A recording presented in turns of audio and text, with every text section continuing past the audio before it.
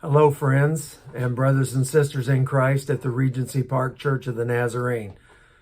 I'm Mike Hancock, and my wife Becky and I brought our 3 children to Tulsa in January of 1987 and served for 3.5 years until April of 1990. When we moved to Nashville, Tennessee, I pastored there at the Bethel Church of the Nazarene for 25 years, and for the last 5 years I've been the associate pastor at Becky's home church in Xenia, Ohio.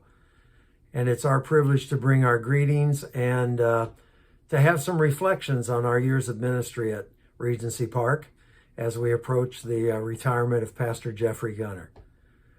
I'll always remember that I followed some excellent pastors at Regency Park. Brother Roland, I heard a lot of good stories about him and got to know his widow, Pauline, while I was there, and his son David. And then after Brother Roland came Larry Leonard, who served capably at Regency Park, and then Kent Conrad. And then I was the pastor there for those 3.5 years, followed by Phil Bolerjack, and then Jeffrey Gunter. It kind of gives a meaning to that phrase, the weakest link, when I consider my 3.5 years at Regency Park. But I do think we're able to accomplish a few things in that short period. I look at Regency Park then and now as a progressive, friendly, positive, prayerful church. I think we had a wonderful music program, whether we had paid staff or volunteers in charge. Roger Hutchinson, Bernie Brown, Doug Carl, Tony Bailey.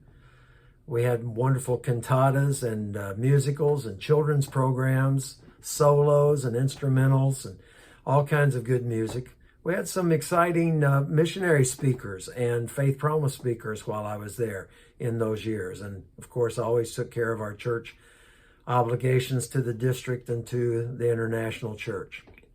We had an excellent youth program under the volunteer leadership of Paula Brown and her crew. And then our children's ministries were led capably by volunteer teachers and leaders.